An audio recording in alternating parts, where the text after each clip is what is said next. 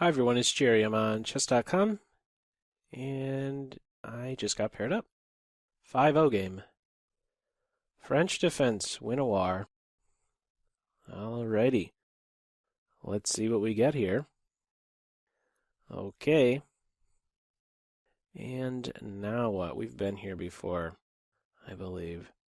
Alright, let's put the knight on e7. What other options does he have? And that move. I could go in for castles.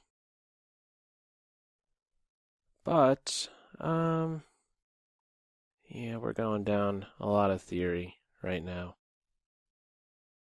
Okay. I'm going to play queen here. I'm going to be gambiting a pawn. And how about we start with knight here. Queen takes g7, rook g8. I'm going to be going queenside, and maybe we could learn something from this. Okay, so they're not grabbing on g7. Why not? Okay, maybe I will castle kingside. What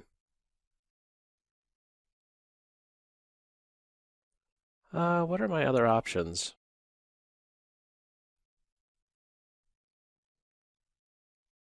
Huh. Alright, I'm going to severely weaken my dark squares.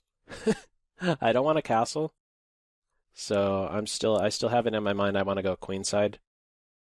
Serious concession. Gave up my better bishop. And, okay. I don't want to see h5, so I'm going to go h5 myself. Weakening some more squares, I realize. But, I think that's okay. How about we first capture queen here straight away? Let's go queen here straight away. Yeah. My knights are connected. Queen f6, I just duck. That move is pretty aggressive. What's wrong with maybe snipping the c2 pawn? Let's take here first. Why are they giving me the c2 pawn? Don't really understand that. Because I could threaten a queen exchange as well soon. Maybe multiple spots for my queen. Okay, that move I didn't really consider. Suppose I take here. Let's take stuff. Maybe more stuff. Going hunting now. I'm officially a pawn grabber in this game. Can I get away with another pawn? Let's find out. I think I can. Offering a queen exchange, and I'm ready to pick up a third. I don't see any great bishop discoveries after I go here. Queen takes, knight takes. I'm up 2 pawns. Ready to land a fork. Bishop g2 seems natural. You got this other guy rolling. I feel this is just excellent here. Knight to e2 would be a helpmate. In multiple ways. Let's just develop. Move forward. Threaten another pawn.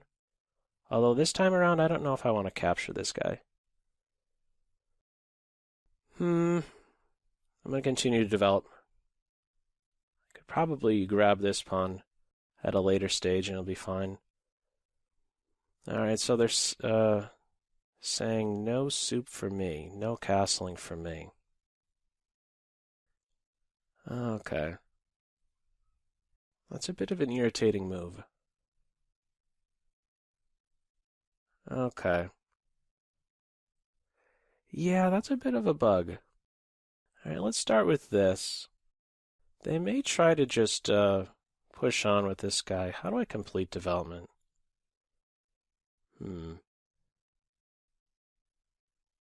It's actually pretty tricky. Okay, I'm up 2 pawns, but it doesn't feel like it. Alrighty. Yeah, this bishop is enormous. Okay. I feel like I'm close to getting back rank mated as well. Yikes. Okay. I feel that helped me a little bit. I'm going to put my knight here.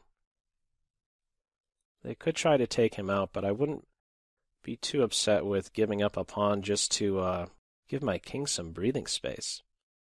That's maybe what they're going for. Let's start with this. Also, bishop h5 straight away, I could take that pawn. I'm willing to give up the exchange if I could maybe, let's see. Let's start with this. I think the check simply improves. I was going to say I'm willing to give up the exchange if I could eliminate this pawn. Like, if the bishop locks in here, I could try and track. Oh, no. That would have been a bad pre-move. I could sack my rook for the bishop and this pawn here. Be fine with that. It may happen, because this rook has to be freed up at some point. I have this check. I don't know really what that's doing, though. Can I challenge this bishop with my knight? Maybe I could try for something like that. Let's go here. Or even this. Knight e7, a push. How about a knight on f5? It's hard to say. Also, another thing, if he isn't around, yeah, this is what I was talking about. Because now I could take in multiple ways, but yeah, well, I can't take the rook. That's one, it's defended, and yeah, he's ready to promote. So I will be getting this pawn. I'll have a third pawn and the minor piece. No way to defend e5. And so these guys should get rolling soon. I have perfect coordination, and right now he's a bad bishop, but once these guys get rolling, it should be a big problem for Team White. Let's see, this f-pawn's going to try to limit me. Yeah, I guess we're going to have to go here. Stops rook h8. Could step my king up. I don't want to move my knight so soon. I don't want to give this rook activity my back rank. Let's just go here. King to f6. And let's go here. Okay. I didn't want to have to run it like this, but I'm going to push. This is a very valuable pawn, but I think my king in the center could start to threaten some stuff. These two advances. I would like to have the center pawn around. All right, let's start with this. It opens up my bishop, and maybe I can move my knight with check if the king's not careful. They're threatening to win a pawn. And I'm going to go here. I'm willing to give a pawn up. I want to keep a rook on. This is very important. Yes, rook activity. Could threaten the exchange, or an exchange of rooks. I have this check. Let's go here. I'm defending the pawn. Well, actually, my bishop has that. This is the threat if this guy's unprotected. What's the clock situation? 38. Let's just play here. They're going to connect rooks. They're not connecting rooks, and because of that, I'm winning the rook. And time should not be an issue. Now everything is defended. And yeah, let's just go pawn hunting some more. Push through very soon. No stalemate tricks involved here. I'm not getting skewered. I guess we'll run with this guy. They're trying to burn my time at this point. But I am continually making improvements. That pawn has gone far enough. That was really bad what I did. He worked so hard, and now he's dead. Let's try the other pawn. Well, how about this? Let's make it really simple. There, I calculated that. Can my pawn be cut? No, he's not inside the box. Yeah, I really have to review this opening stage, because I don't know. They could have captured on g7, so we'll have a look at that stuff. See what more we could take away from this game. That's going to do it. Okay, yeah, just some quick thoughts before I have a look at it with the engine. Now, I know knight to e7 is a move. I've seen also just a quick queen a5 and then this with the idea to completely shut down the queen side. Stop this, one of the ideas with the quick queen a5 into a4 is to limit the darks for a bishop so that a4 bishop a3 is no longer an option. So you take that out of the equation, and you could go further. Queen A5, Queen A4, and go further with C4, locking things down, and it becomes a pretty big strategic battle. Knight versus bishop position. That was my better bishop that I gave up for the knight, but I'm getting something in return, and that is a shattered queenside structure for white. So I went with knight to E7, Queen G4. This is kind of, I don't know, very new to me. Or I should say I don't have much experience with this, but for some reason I think even king to F8 is a move. I think I could castle as well. It's important that I have this move, or even, excuse me, I have knight to F5 as well in reply to bishop H6. Attacks the bishop, fends off the mate. But yeah, I don't know how it played out in the game. I just won a bunch of pawns, but I could have done a better job. I didn't want to have to get it to a point, or I would have preferred to not let it get to a point where I would have to invest back the exchange like I did. I think they helped me out a little bit. They moved their bishop right into G7. I was more than happy to give that back. This pawn was worth more than a pawn being passed on H6, so they probably could have made me struggle a bit more keeping the bishop on F6, because he was really knifing into my position. I wasn't able to castle so easily, but just kind of went on a pawn hunting tear in the opening here, and was able to give the exchange later. Okay, let's just dive right in with the engine and see what more we could take away from this one. Alrighty, this is exactly where I want to be. So, French defense, Winawer, variation, advance to be a bit more exact, and yeah, that's the idea. Knight E7. Okay, Queen G4. And yeah, it just wants to go straight in for castles. Is this really so bad, playing Queen to A5? No, I guess it's another move. So I was pointing out King F8, but you could just get away with castles. Many different moves here, as you're seeing, and it's still hovering right around equal-ish. So you could go in for this. Bishop H6 is probably just not good because of knight to F5, counterpunch. Initially I thought simply knight to G6, but why not defend and throw a jab right back at white, hitting the bishop, and he has to go elsewhere.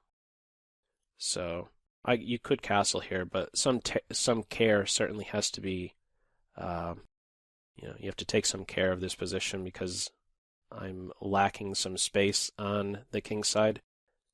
This guy right here on E5 often acts as a catalyst for an attack. So yeah, robbing this F6 square from my knight. So I had in my mind still that I wanted to maybe one day castle queenside. Didn't happen in this game. But from here, where there are some issues, C4 is maybe a possibility. Yeah, they could go straight in for this. Now, that's what I thought they would do.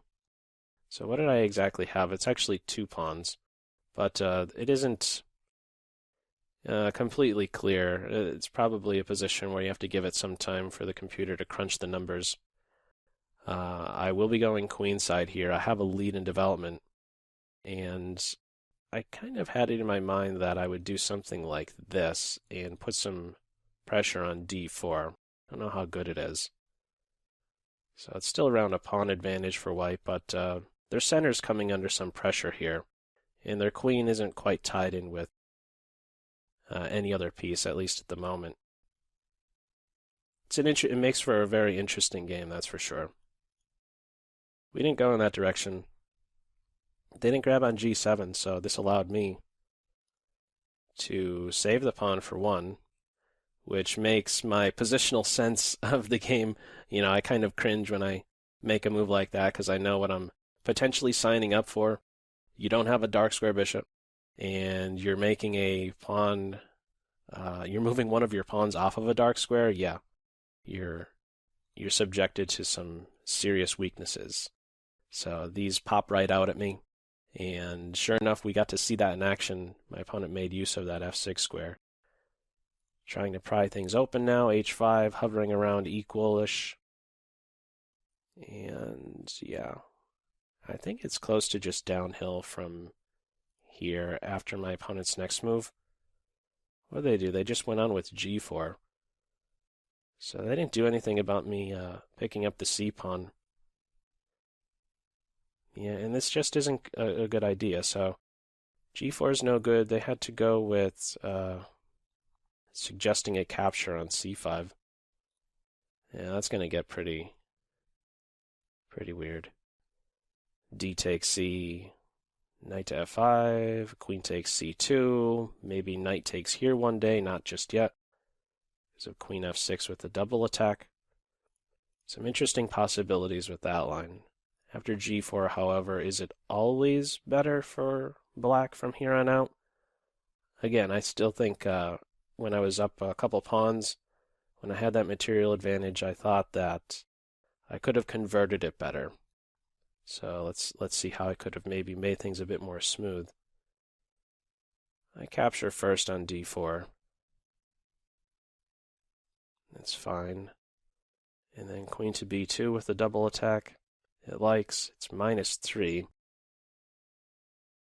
And once the queens are off, I want to go with knight takes d4, but I'm a fan of the queen trade, especially when up material here. Just made a lot of sense to do that. And it's still -2, but I felt like my opponent fought back when this bishop was on f6, so I think we're going to be seeing a change in the evaluation. You know, here's another thing. If this was so much of an issue, maybe I should have returned here with this knight instead of moving forward, just so that these guys stay connected, and I could play bishop d7 and then castle, and then that way the bishop isn't controlling d8. I didn't anticipate that. Maybe another idea, though. Okay, I just had in my mind to move forward. h5, things started to get a little bit tricky. I did not want to take because I'm inviting a knight into f6, and so if I thought a bishop was really good on f6, a knight is even better. Even combined, right? Imagine a knight on f6 combined with a bishop on g5. My king's going to have to run. He's going to have to bolt to the queen side. So that's why I held my ground. I don't think I voiced that in the game. That's why I held my ground on capturing. I didn't want to improve the quality of that knight. So bishop d7, and then they cut me off from castling. And what more? Rook c8. And I went knight to f5. And was it equal at some point? It's not so clear. Just giving about a pawn advantage, but it's tricky. Gotta take towards the center, otherwise I'm dropping d5. I would be activating two pieces, not just dropping a pawn, if I took like that. So bishop f6, rook h7, I think I have to go there, because going here, I'm running into this, and I don't see how I control h8. Oh, right here it even wants to castle. Oh, I didn't even consider castles. Huh.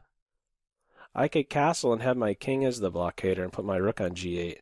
I didn't even consider that. Huh. Wow. I totally drew a blank on castling here. That's kind of cool. Defend the rook by castling there, and then have the king as the blockader. Interesting. Yeah, it didn't even come to mind. This is still a fine move, but yeah, I should have considered castles. It would have made the coordination for my side a bit easier. King on h7, then I could put my rooks on g8. Okay. So they pushed. And is there an opportunity for white? Let's see, bishop f3. Let's go rook to c8. Knight g6. Yeah, I'm just kind of eyeing up the evaluation, seeing if there's any great shifts. Bishop b5 check. I thought I would just be improving the king if I did that. I don't know, I guess I guess I could have just done that. Yes, I improve it, but I get on with being able to get my king to an active post. I probably would have followed up like this. I could be in some trouble, though, sacrificing this square. Something I would have to look out for, but I felt fine with just going to c6, even though it was strictly defensive, let's say, and vacating d7 for my king. Everything's coordinated. Rook there, and still holding an advantage. Wants to give a check again, but I wanted to get my rook playing at this stage. Yeah, it's still holding an advantage. I went there, and I guess this is where it's going to be lost after their next move. So, yeah, it's tough to make improvements for white. I think it popped up at one point king to d2, now it's saying a4. I have good coordination, so it's tough to break down my position. There's one really good piece, and as soon as he's gone, I think the evaluation should be going more in my favor now, and yeah, it is. Because, well, really, I'm getting the bishop and 2 pawns for the rook. I'm not really sacrificing anything. And it's more than that, because he's worth more than a pawn. It's like I'm getting 3 pawns and a bishop for a rook. This guy's worth 2, he's worth 1, the bishop. So maybe in this endgame there was a better way that I could have converted it. I'm not sure. Like I was saying in the game, I would have preferred to hang on to my e-pawn just so I could have a nice group of pawns trying to roll down the board, and I could a bit more easily control both color complexes. I subject myself to potentially being blockaded on the dark squares when I trade my e-pawn for their f-pawn, but due to my strong king position right in the center, it was tough to even do that. And because of how many pawns I'm up at this point, it's okay to even give one back.